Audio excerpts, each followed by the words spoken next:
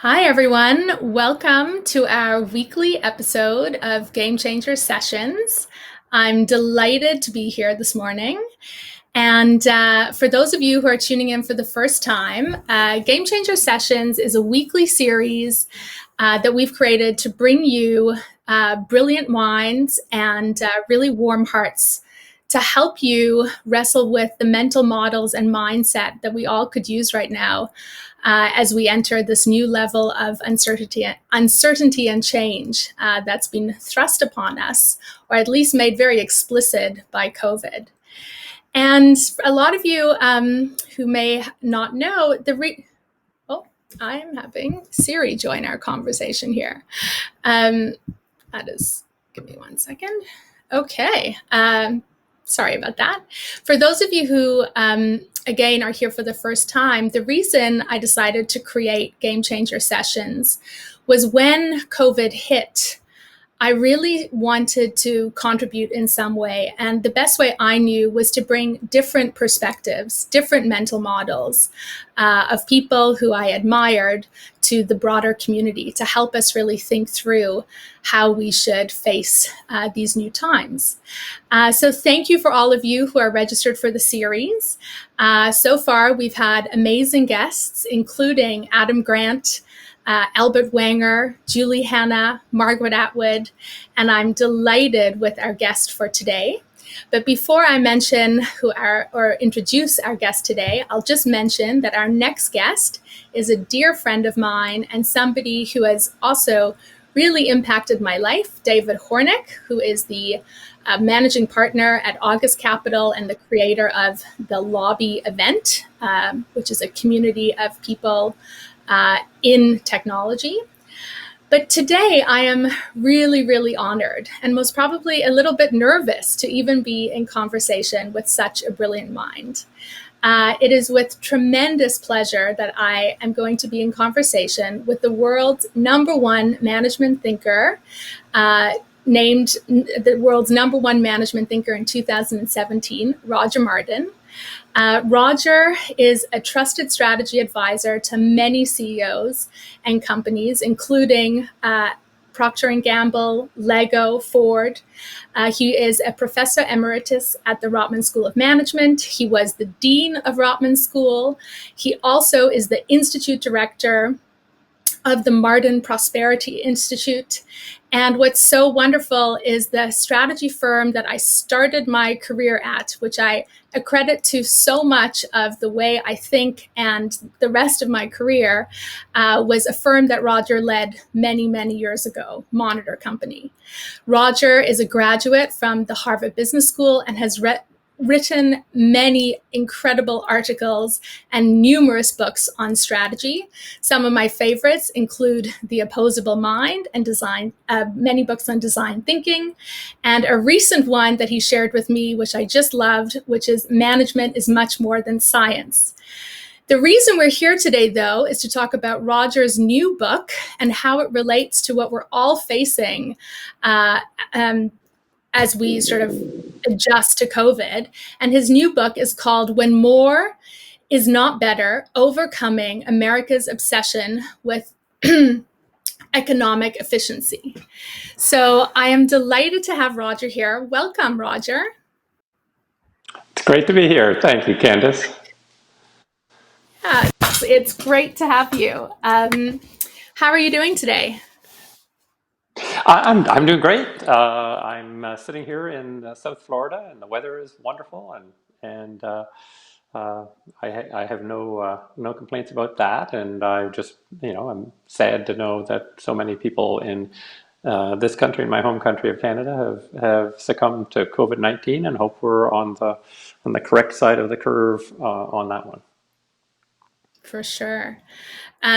Well, it is a real treat for me. As I mentioned, I started my career at Monitor, and then I'm not sure if you know this, Yes. but uh, a a client of Monitors was Torstar, run by Rob Pritchard, who I know you know Yeah. quite well. And he recruited me to come and help them create their division to figure out what to do about this thing called that many years ago with Tomer Strolight. And so I've Yes, forever Tomer is been, a favorite of mine.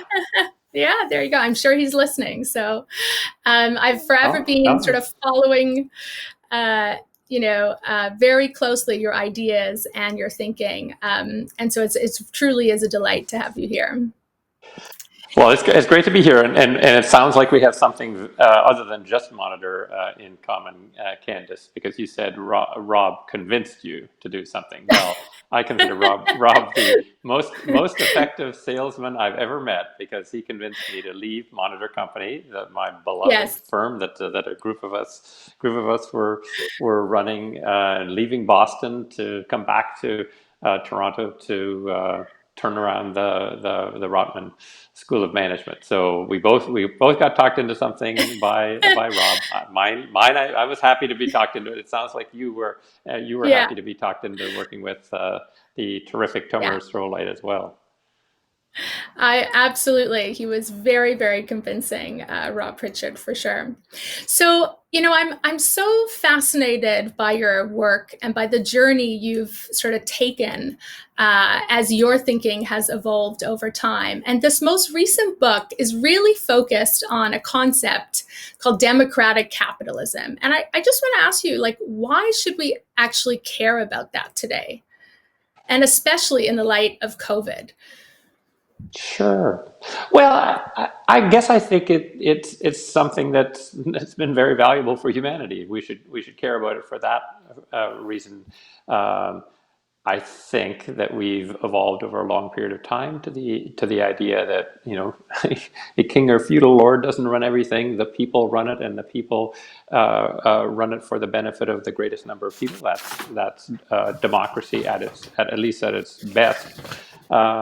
And the economic system that I trust most, even though of course it's imperfect like everything else, is the idea that mostly it's those same citizens that own the productive assets of the economy, and that's the basis by which goods and services are produced, rather than, if you will, Mm-hmm. as in communism or socialism, centrally planned. I guess I believe that I have enormous faith in the people of a country, the people of my home country, Canada, the people of my sort of adoptive country, the U.S., and it's the system that puts the future in the hands of the people. So when I see a threat to democratic capitalism, I'm worried. Mm-hmm. I'm worried about that precious combination, because I think it's a combination Right. that's precious. I mean, you can have capitalism as we now have kind of taking shape in China.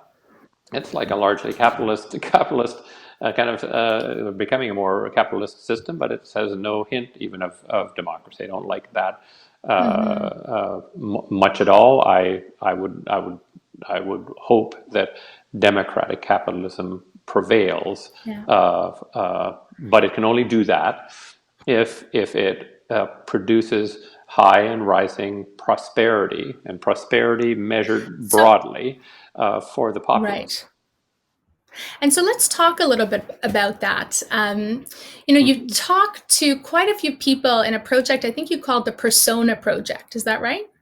Yes, that And is this right. is where you did a bunch of interviews with people who are not on the ends of the curve, as we so-called thought, but more in the middle and the median. And Yes. what did you get from that project? What kind of insights?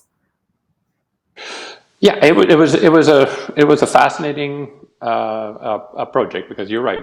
We took essentially employed people, but who were not in the top 10% of the income distribution. So if you will, Mm-hmm. average Americans, and it was across the U.S., across all sorts of job categories, and we interviewed them about their experience of American democratic capitalism. And the couple of things that struck us that I mean could have whapped us over the head with because it was so strong was that they were fairly discouraged about how the American democratic capitalist system was working for them. One, they would say things like, gee, I got an education. I thought all you had to do is get an education, work hard, and you would be able to, sort of fulfill your dream. But boy, I'm having a hard time making ends meet. This would be a graduate educated person, for example, who is an elementary school teacher. But we also got a sense of real disengagement from the democratic process. They were mainly Right. of the mindset, I barely understand how this works. Whenever I try to get involved, nothing good happens from it. And so you had this sense of, it's not really working for me, but I'm just sort of kind of sitting back and just sort of going with it because I don't know how to make it any better. So it was sobering. And were they Mm-hmm. lazy people, stupid people? Absolutely not. Like absolutely not. Right. They were good people that you would say are good, Right. hardworking Right. people, but they were discouraged, disheartened, and distant. Right. And so, one of the things that I love, that really resonates with me is just your focus on mental models and also metaphors specifically. And what you say is that our economy is that of like a machine, and we're thinking about the Yes. mental model of our economy wrong. Can you describe that a bit more? I also will say one of the quotes Sure. I loved that you mentioned was a Winston Churchill quote, which I thought was so apt that you put there. We shape our buildings and then they shape us. So talk to us more about why it even matters that we think about the economy as a machine. Sure, sure. And what I was saying about Winston Churchill is you can apply that to metaphors. Like once we have a metaphor for something, it very much shapes everything that we think about it. And I think we've developed this metaphor of the economy as this sort of big complicated machine. We know it's a big one and we know it's very complicated, Mm-hmm. but with a machine, you can kind of figure out what are the subsystems of a machine, like a car. Like take for instance a Mm-hmm. car. You can say, Right. well, there's powertrain and there's steering and there's safety and there's Mm-hmm. entertainment and there's heating, cooling, and air conditioning. You can dole those out to people who are expert in that system. They make it Mm-hmm. optimal, and then you put it back together, and the whole thing works the way you wish it did. And to a great extent, And that would be the automobile industry. I mean, it's an industry that produces kind of millions and millions of cars a year, most of which work the way they're supposed to. So we sort of, I think, have adopted that for the economy. So we have economists who can say, well, if we do this monetary policy or this fiscal policy, we'll produce right. these outcomes, and this is what'll happen. And in that model, we we think of a few things. One is we think there's a perfect outcome, right? We can figure it out enough to Mm-hmm. get a perfect outcome. That kind of causes us to argue like crazy about what we're going to do for a long, long period of time because you're arguing about perfection. And then when Right. you do something, you say, well, I've figured out the thing and we should do that kind of permanently. Like, what legislations do you know? There's an exception that I talk about in the book, which you read, but that where they're automatically sunset, right? Where we know this is going to be out of date in 5 years, so this will be legislation for 5 years. No, we make everything Right. permanent, and what that causes, I believe, is us to have sort of a very sort of a brittle economy that experiences shocks that we don't expect because we think we've got it figured out, that we're not ready to adjust to, and that's not particularly helpful. For example, COVID. Let's talk Yeah, about that would that. be Um, sure. so what you're saying is this idea that it's a machine, we're over specialized, we're focused on this efficiency and perfection, and Yes. there's a problem when something that we don't expect shows up. So can you talk about how COVID has sort of exposed the flaw in this metaphor of the economy as a machine? Sure, and it's particularly exposed the flaw of us thinking that the only real thing you want to do with that machine is make it as efficient as possible. You just keep building the Mm-hmm. efficiency and efficiency and efficiency and efficiency, whatever it takes to be more efficient. But there's another sort of concept that's near and dear to my heart, which is of resilience. And you can Right. make a system extremely efficient and not resilient at all. So you could say, oh, like, when's the last time we've had a real big time pandemic? Oh, 100 years ago, 1918, 1919. So how much PPE, personal protective equipment, do we need around? Well, a little bit. If we have a lot around, that would be inefficient. There'd be carrying costs. We'd have to store it somewhere. And so when COVID-19 comes along, what's the first thing that's noticed? Oh dear, No we don't PPE. have Right. anywhere close, not even in the rough ballpark Yeah. of what we need. And months later, it's still being built up because the efficient machine was all calibrated to have very little of this stuff around. So COVID would Right. be, I mean, I wrote the book entirely before and handed it off on January 19th to my editor to Harvard Business School Press. But boy, it's an exemplar, absolute example of what the downsides of obsessing about Sure. efficiency and not thinking about resilience. Yeah. Absolutely. And one thing that I want to push on this topic is the shift from a Gaussian distribution to a Pareto distribution or a Pareto model, and sort of the impact on Yes. that, and why we even need to care about that in the context of COVID and democratic capitalism. Can you talk a bit about Yes, you that? might be wondering why these goofy terms. I'm not a big fan of using fancy terms, but these are sort of two ways to look at the world. And if you like better than Gaussian normal distribution or the bell curve, we can use that. But what I would say is there's a reason why we call the bell curve, right? Where, Mm-hmm. in income you have a bunch of people in the middle and some rich people, some poor people, or height. The height of women, for example, and the height of men, but is in the bell curve. There's a median height, and then there's equal numbers that are higher or lower, and it looks like a curve. It looks like a bell if you look at it at the side.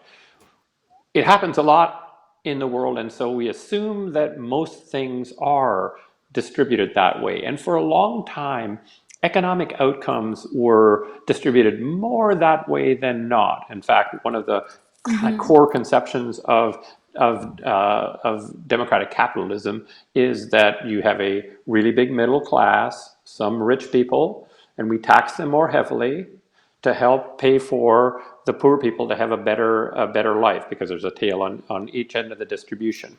And in a great economy, right, one that's working for the majority of people, we see that move to higher and higher income levels over time. So the poor people become less poor, have more fruits of the Right. economy over time. The middle income people do. And that's the conception of the economy. Now it turns out that, and I know you're a fan of all of this, Candice, the complexity theorists, chaos theorists Mm-hmm. have figured out Here's my a bunch of things. Loren. Yes, yes, yeah, I was going to yes, say, here's you the got it. Lorenz attractor algorithm nod. So there you go. Yeah. You got it. You got it. But it turns out that one of the things that these complexity theorists have figured out is that if you take something that's normally distributed and apply more and more pressure to it, and decrease the costs of connection between the various data points in it, it will turn to a different kind of distribution, which is the Pareto distribution. Some people call it the power law distribution, but it was brought into the world by Wilfredo Pareto, who in the turn of the 20th century, or just before, noted that 20% of Italian families owned 80% of the land in Italy. So it's the 80-20 rule. And what happens is that you end up, in terms of an income distribution, with 80% of people having low income, and then a long tail out to higher income levels, with very few people at higher income levels. And that's what we're experiencing, right? We're experiencing greater and greater inequality. And interestingly enough, income inequality, everybody kind of thinks it's because we have greater inequality, that means poorer people are getting poorer. It's actually not true. Poorer people are not getting poorer than the median in relation to the median, but rich people are getting way richer relative to the median. So I think what that is inconsistent with the functioning of democratic capitalism, because 51% of people have to vote for Right. the continuity of whatever system of government we have. And if it's a democratic capitalist one, they have to say, yep, this is working. For 200 years in the US, I argue, it worked. It moved people up on that distribution, so everybody was getting more prosperous. In the past 40, 45 years, that has slowed to a crawl, and that is threatening democratic capitalism. Right. And, you know, I think that's a really good segue to say that's a big problem. And it's a problem not just for the middle, but for everybody. And Yes. one of the things you talk about is the stability of a Pareto system, or the lack thereof. And so, Yeah. why don't we move to sort of how you would prefer us to think about the economy in a way that you feel is more apt for what we're living in today? And, the design principles under would think about the system as not as a machine, but in contrast, you actually make a reference to a rainforest. So Amazon, but not actually the Amazon that we know that we get our goods from. From Seattle. What are Yes. you What are you thinking here? Yeah, so I think the metaphor for the economy, yeah, I think, Candice, the metaphor for the economy should be more the Amazon, a complex adaptive system where you can't really figure out how it's going to operate in advance, right? Where the relationships between things in the economy aren't sort of as linear and explainable. You can write an equation for it. There's adaptation, right? So that the systems, subsystems within it adapt to the system. And if we thought of it more as a complex adaptive system, what we'd realize is you can't make a complex adaptive system progressively more efficient. And you can't get it to be perfect. There is no such thing as perfect. It just always evolves. Now, you can evolve it in a way that gets you outputs that you like better than not, but only slowly and carefully, with sometimes one step forward, two steps back. Hopefully it's two steps forward, one step back. But you drop this notion that we can figure it out and strive for perfection. Rather, we can keep tweaking it, and watching it. And I would say COVID-19 is an object lesson in a complex adaptive system, right?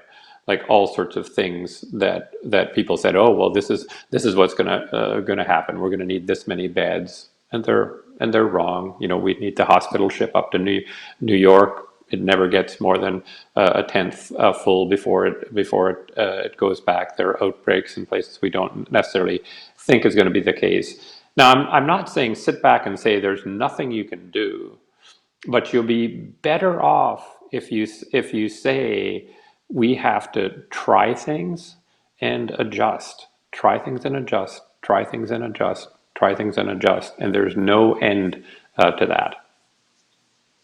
Right. I mean, that's very much, I mean, a lot of people who are on this call come from the tech community. And, one of the biggest things I had to shift in my thinking, moving from corporate to a startup that had tremendous uncertainty, Wattpad, was very much the way in which we didn't focus on perfecting things, but just iterated. And so, you know, how do we do that as an economy more? What other lessons do we need to take from being a part of a complex adaptive system? Well, that's what politicians should do, right? I mean, U.S. Congress should not say, "Here's the bill that's going to fix this problem," uh, and then be judged on the best basis of whether it worked exactly precisely the way they thought, and rather say, "We're going to try this, and we're going to adjust based on the feedback, and get the electorate used to the notion that things aren't all going to work, and you can't sort of say, hey, you said it would do this, and it's not going to do that. I mean, there's a whole lot of sort of over promising. This again based on the machine economy. That's often based on an economist telling them, if you do that, this Senator X or Congresswoman Y, you'll get this result. No, you won't. I'm an economist by training, so I can diss them a little bit, right? It's a faux science, and you can't. So I'd rather have a dialogue between politicians, and between politicians and the electorate that says this is our testing pathway. We're going to try this, and we're going to adjust it as we go, rather than we're going to fight like crazy to get the perfect bill. And then it's going to be Right. that way for forever. Right. That would be an enormous change. Absolutely. And so, what I'm a big fan of your work around design thinking and certainly holding design Mm, principles. And so, one of these design principles that you're saying is adaptivity, right? So let's not strive for perfection. Let's really focus on improvement. But you have two others yes. that I think are very interesting in the context of how businesses run today. And I want to actually highlight that you use a word called balance. And, in much of the vocabulary that I hear in the tech world and from CEOs, that's not a very common word these days. So can you talk a little bit about the other two design principles and this need for the word balance? Yeah. Well, yes. I mean, I do think you're right that the dialogue out there is not very much about balance. It's about optimizing, right? How can we make Mhm. it and optimizing usually means do the most, um, and I would say business would be much better off if business said, no, we've got to balance efficiency with resilience. We've got to have multiple measurements, not just one, right? Mhm. Companies that have multiple companies that have one measurement, like Wells Fargo. Oh, let's measure the number of accounts everybody has, and then you get this complex adaptive system adapting and saying, oh, well, let's open as many accounts so I get a big bonus, or I stop from getting smacked. Is if you instead had a balance of measures, right, that you're Mhm. following, like Southwest Airlines says we're gonna strive to have the lowest cost position in the entire industry and the highest customer satisfaction. Right. How the heck do you do that? Well, you've Right. got to be clever, and you've got to balance some things, rather than just saying any cost is a cost worth driving out, no matter what it does to employees. They also say we want number one employee satisfaction, number one customer satisfaction, and lowest cost position. Mhm. That is the kind of thing And that drives you towards having to integrate things and balance them. got it. So, I mean, this has all been very useful in terms of how we think, right, and the mental models. But I actually want to dedicate the majority of our time, or as much time as we have left, to really the solutions, because I think what you're saying is Sure. really important in a time when the system is facing extreme pressure on this old operating model of efficiency and where we need to be more resilient. And what I find really appealing about your recent work is that you're saying there isn't just one solution, right? It can't be a No. prescriptive top-down solution. It has to come from business, it has to come from government, it has to come from citizens, and something I'm very passionate about, educators. So maybe let's push into that a bit more. I mean, you talk a little bit now Sure. about business having this balanced scorecard, but what else do we need to be thinking of? And can you give an example of some businesses that are thinking appropriately in this complex adaptive system? Sure. One thing I talk about is what's happened in the world of efficiency on Slack. The notion that any kind of Slack Mm. is bad, and Slack must be driven out. And it's interesting, right? There was a great man, Edward Deming, who brought sort of the total quality movement to the world, and how misread he is on this front, right? He didn't design total quality to get rid of Slack. He designed it to optimize the amount of Slack you've had, and so many companies are just busily driving out the Slack. And again, back to COVID, Slack was masks and gowns hanging around that weren't being used. Um, Right, and so an example of a company that does a great job on this front is Costco. Arguably the right, best, the most successful retailer in the last kind of 20 years or so. And it consciously builds Slack into its staffing algorithms in the store. So literally, right, like everybody else can say, what's the sort of the optimal number of people to have on the store floor to just get done what needs to get done? Okay, we got that. Now let's add 10% or 15% or 20%. It's like, what? right, You're just wasting money. No, no, they're making customers deliriously happy with how they're being served, right. and so they have the highest square foot compared to their comp set of Sure. sales, and their customer satisfaction is off the charts, and their employee satisfaction is off the charts. So just recognizing Slack is not the enemy.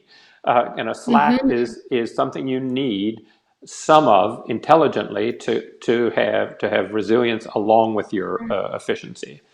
Another is the Yeah. multiple measures. Another is just we've got to stop this slide that's been I don't know how long, like at least a 50-year slide towards reductionism, right? Which is that everybody, the whole business is broken into little chunks, specialized chunks, as if we can figure out marketing, we can figure out strategy, we can figure out operations, and add them all back together. And here's where the greatest management thinker in the history of the planet comes in, Peter Drucker, the wonderful Sure. late Peter Drucker, who said there are no marketing problems there. He said this in a speech at the Rotman School. There are no Absolutely. marketing problems. There are no accounting problems. There are no tax problems. There are only business problems. We got to start acting as if that is in fact right, because it is right. Yeah. That Sustain would the be sort of whole. an agenda. Yeah. Now, my most Yeah. controversial probably one in here, especially you would know from your tech orientation and background, is I'm encouraging businesses to recognize that monopoly is not a sustainable path, right? So Yes. that firms that attempt to achieve monopoly, and if they think are fortunate enough to get one, that is ensuring that they will not be sustainable. Because monopolies in Well, the end absolutely. serve only It, themselves. so I love that you bring this up because this was the question I sort of pushed on in our pre-call, which was, you know, are these tech platforms that are, clearly very, very successful today, do you think they're more resilient uh, today than previous companies that just focused on other forms of efficiency? Do you think that, we are these monopolies are going to have a different outcome? No, so no, I don't think they're more resilient, and I think the outcome is going to be an outcome that will mirror the outcome in the early 20th century, which is they will be broken up, and if they can't see it coming now, it's because they're blind. The entire tone is turned in the last couple or 3 years on that, and so the greatest resilience of a monopoly, right, I think, is in growing an awesome competitor. If you ask the Mm-hmm. question, which firms in the Dow Jones 30 have been around for the longest period of time, the answer is the ones that have never been a monopoly. And it's Fascinating. because they're And pushed. They're pushed. They're pushed. And to be in the Dow Jones 30, you have to continue to be successful, right? Otherwise, you just slip out. You don't disappear, but you're not in those 30. And so, I think Facebook. Facebook. I understand it's a great company that people love, but it isn't a resilient decision to say we're a tech platform, not a media company, when you're obviously a media company, like when it's just like totally obvious that you are a media company, and then assume that people will say, okay, we, yep, we buy that. Everybody can get their news feed from you, and you're not in the news propagation business. Like what? Nobody's going to buy that. And if you then don't take responsibility for what you do in that area, which they don't, then you're not going to be sustainable, and the sustainability will come crashing down in a catastrophic fashion. Is their business model awesome? Absolutely. Like right. it's more awesome than awesome could possibly be. So I have no qualms about that. But when you're in that position, I think there is a requirement for you to ask yourself the question, what is on the fringes of my world that is going to negatively impinge upon my sustainability? Right. So the disruption that can accrue if you're not focusing on adapting or really serving your customers' needs is sort of what I'm hearing. And so I Yes. there's a lot of people on this call, and I know Ah, they want to ask a lot of questions. But before we go yes. there, there's one other area or two other areas that I want to sort of get you to talk a little bit about, because I think they're equally as important. So not just as businesses, but as educators and as us. Mm, I know for me, I am sitting here, I have two kids at home looking at the limits of an industrialized education system, especially when it's virtual. yes. Um, Yes. Talk a Yes. little bit about what we need to do from an education perspective to help prepare uh, the future for this reframing of this metaphor as the economy as a natural system. If there are only two things, I list four in the book, but the two things that I think are the most important are: one, we have just got to knock it off on teaching certainty, and teaching Mhm. certainty as being a good thing. Like Right. just think about it for a minute, Candice. Think about the form of most tests that you will take in your entire life, and your kids will take in their entire life. The form of the test is there is Absolutely. a right answer and a wrong answer, and if you get the right answer, you get a check mark, and if you get the wrong answer, you get a red X. And to get into into higher education, you have to write the SATs or the GMAT or the MCAT or whatever, depending, and those are still dominantly five answers, four of which are wrong, one of which is right. Right. There is almost no certainty in life. So why are we teaching that your search should be for certainty? It's insane. So that would be one. And then the second is it just stop teaching reductionism as a good thing. It's considered a meritorious thing. We will now study history, and we will ignore math and science and English and languages and civics and everything and study history. Now, there are exceptions. One of the things I say in the book is I give recommendations of only things that are being done successfully now or have been done successfully in the past, right? So none of this is theoretical. None of this is, oh, people should try this new thing. No, just do more of what we're doing. There are awesome teachers who do not teach certainty and teach reductionism is a dangerous thing, but Mhm. not nearly enough. And so those two things I think we've just got to work on. We are educating people for a world that does not Not exist. exist. Literally, Yeah. literally. I It's fully an believe imaginary you, view of the world. and why I'm so excited about your work. And integrative thinking, as you say, is certainly a huge element of that. So last thing before we turn it over is just as consumers, I think one of the things that COVID has really exposed is just how small actions can really matter. Can you talk a little bit Yes. about what else we should be doing as consumers today? Multi-homing. So this is the concept that says we have a choice in everything we do, from glomming onto one solution and using it all the time, versus multi-homing, which is just having two platforms that we use. So the world would be a better place. It would be less Pareto if consumers said, I might love Amazon Prime, but I'm going to consciously only buy a certain percentage of my stuff with Amazon Prime, and I'm going to go to the local store for some and buy some from whatever, Walmart.com or Loblaws.com or what have you. Or if you like Uber, use Uber sometimes, use a yellow cab sometimes, and use Lyft sometime. You may like Facebook for your news feed, but also subscribe to a couple of newspapers. Just multi-home to sort of break this tendency, this Pareto tendency, which is the, again, you as the tech lady, you'd know, the way a platform works is that the more people who use it, the more likely more people are going to be to use it. When the effect is the cause of more of the effect, you go Pareto.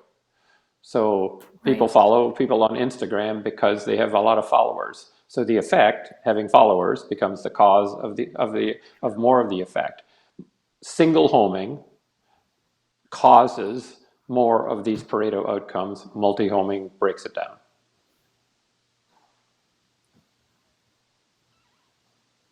Amazing.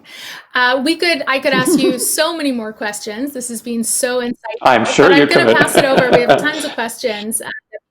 Shoot. So let's do that. Okay, so one question. Can cooperatives, social enterprises, B Corps, and benefit corps play a role in capitalism? What's your thesis or thoughts on those? Absolutely. In fact, I'm in the process of writing my hopefully next HBR article on my belief that we are going to look back on the widely held publicly traded company as a thing of the past, a dinosaur, and the next dominant model of corporate ownership is going to be a joint venture between a pension fund and an ESOP, an employee stock ownership plan. But Mm-hmm. that is going to become the dominant form, because 50% of investors are actually retirement investors, right?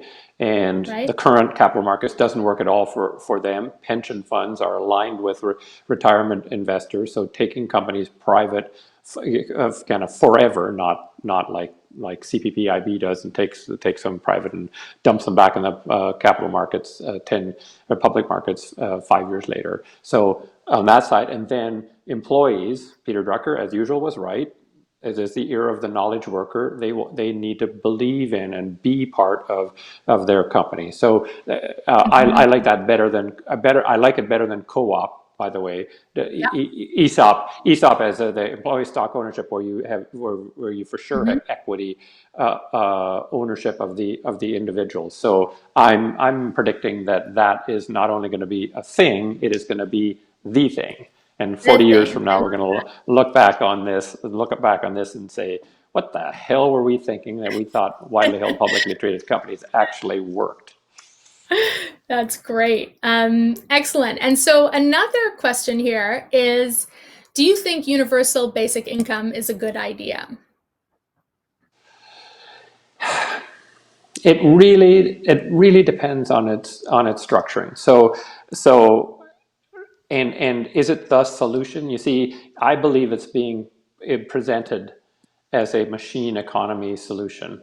It isn't. Hmm. It'll have all sorts of adaptations that we won't like, and so it is having a greater protection, greater greater benefits of economic growth flowing to the bottom, say 10 or 15 or 20% of the income distribution, a good thing? Yes. Is the concept of basic guaranteed income, a winner for sure? No, I wouldn't say that. I'd have the goal, right? The goal is to have the lowest end of the distribution participate better, more fully, and have better social mobility. And I think we got to do a bunch of things to do it. And I would not bet on one silver bullet the way lots of people who are talking about it seem to think it will be. Very interesting. Thank you. And it's great. This show is really intended to show different mental models. And so as some of our guests will Hmm. know, we've had other people who are big proponents. So I'm actually delighted by the difference in thinking. So thank you. One other question here that I think is a really great one that I'm just looking for that I lost 1 second is which countries do you think are the best examples of this democratic capitalism that you propose we should keep? Well, I mean, I actually, think that Canada and the U.S. Are great exemplars of aspects of democratic capitalism. But I think the Scandinavian countries have a bunch that we can kind of look to with interest. Now, they have an easier task, right? They're small in population, small geographically, and more homogenous. So a bunch of things are easier to pull off there. But the idea, I love the Scandinavian idea, which is basically the following: we're going to put together a great country here, and it's so great, you're going to want personally to be, or you're going to be willing personally to give us a big share of your income. So you were going to have high personal income taxes. And at the same time, most people do not know this, but at the same time, they say to corporations, your job is not to fund the treasury directly. Your job is to have lots of high paying jobs. That's the task. And so Right. we're going to tax you at a low rate. Corporate taxes in Sweden are much lower than corporate taxes in Canada and the US, because their job isn't to fund the treasury with corporate income tax. Their job is to create great jobs for those Swedes or Norwegians or Danes. And so I'm a fan of that. I think the job of corporations is to, in a planetarily sustainable way, create great jobs for people. And it's the job of countries to create a great environment for companies to invest and for people to want to live. And people will pay what seems to be a very high tax burden, both in goods and services type taxes and income taxes, to live there. And that I think is a model that I see there's a lot of a benefit to. It is harder to Yeah. pull that off in a big distributed, multicultural, country like Canada, right? It's just harder to get everybody Right. aligned on something across a country that's 3.5 times bigger than the biggest Scandinavian country. But we can learn a lot, I think, from aspects of that model. And you'll see a pattern here, which is there is no silver bullet, but there are things Absolutely. things we can Sure. pick Yeah. and use. No, that's super helpful. So I have one last question before we go.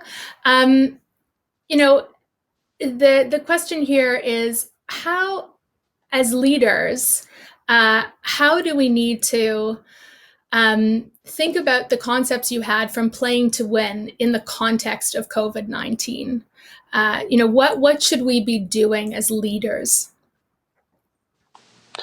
Yeah, I think the most important thing we can do as leaders is to have aspiration for being better, right, on an ongoing basis, right? And that means making bets. Like I say, strategy is Mm-hmm. making bets because I've always believed it's a complex adaptive system, not a machine, and so you can't predict the future perfectly. Mm-hmm. So the link between the two is you're going to have to make bets as a leader of what, if you want playing to win, where to play, how to win, Yeah, combination can sure. produce the kind of outcome we're interested in. And I would say, as a leader, if you think about doing that in a way that is good for customers, suppliers, employees, and the communities in which you work, I think you've got a better shot of having that be a sustainable model of some sort.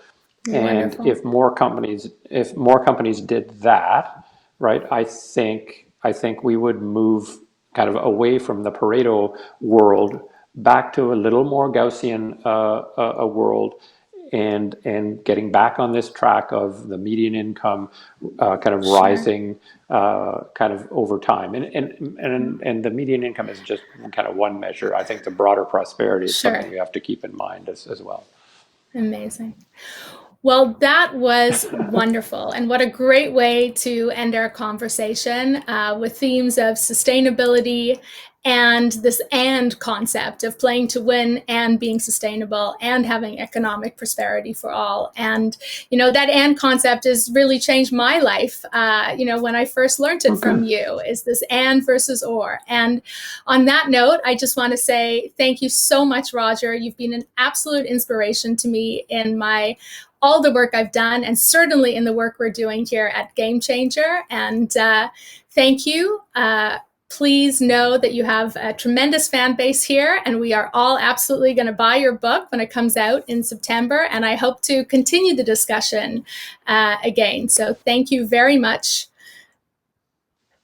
And Great. really, it's my pleasure, Candice. It was great to have the conversation with you. Also, if you have fans who want to send a follow-up question, I'm just at Roger L. Martin on Twitter, and I try to answer questions posed. So I'll do my best. Okay, excellent. That's wonderful to know. And so, everyone, thank you so much for joining us today for Gamechanger Sessions. I have a few thank yous I want to make. First off, to our executive producer, Corey Marr, thank you very much. And to Marone Tadas on our team. And to our amazing production partner, Either Live. You guys have done a tremendous job. And we have some great partners who are helping spread the word of these sessions. That's CBC, Artery, TechTO, Elevate, University. Thank you so much for doing this. And please join us next week where we'll have David Hornick, a great friend and somebody who really knows about the power of human connection and building community with us. So thank you again. Follow us on our social and keep these conversations going. Again, thanks so much, Roger.